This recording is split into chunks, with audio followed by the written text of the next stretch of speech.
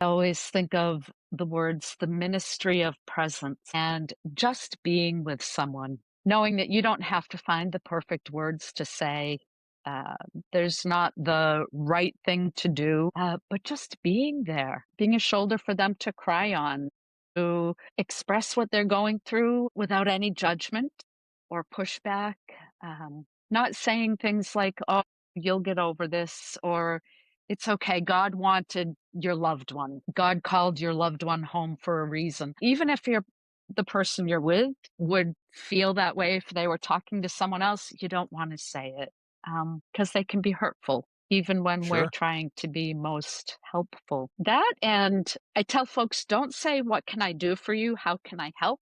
Rather, take a minute to think about the person you're talking to. What do you know about them? And say, I'll be over tomorrow to get your grocery list and go shopping. Or I know the kids probably want to go out and play and you don't have time. So we'll stop over and bring them to the playground for you. I'll be over and do your laundry for you.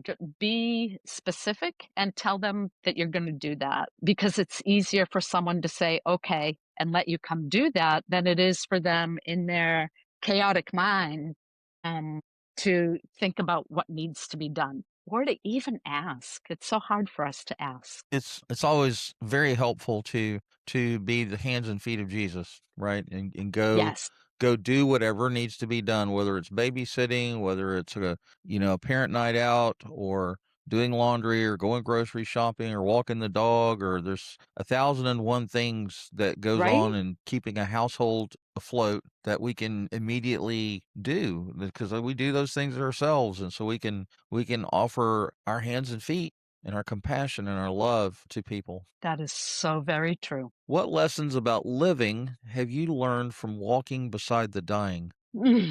To live life to its fullest, to take advantage of every moment that you have because you never know when it's going to be gone. Those are some cliche things, but they're so very true. Another one is a more practical one.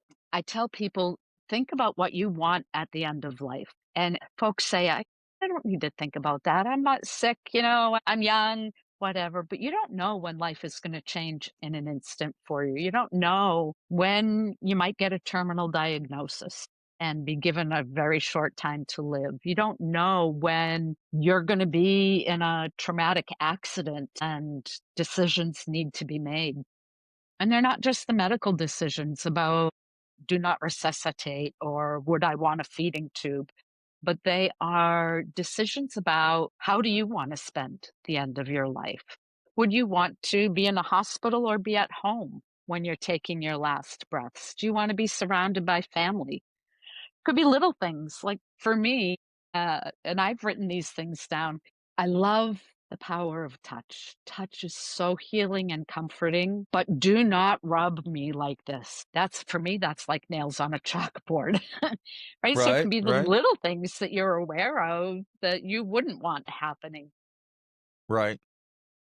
So yeah, lots of lessons from planning ahead to taking advantage of every moment that we have. So, in regards to planning ahead, probably one of the things that we hate to think about and procrastinate on is putting together a living will.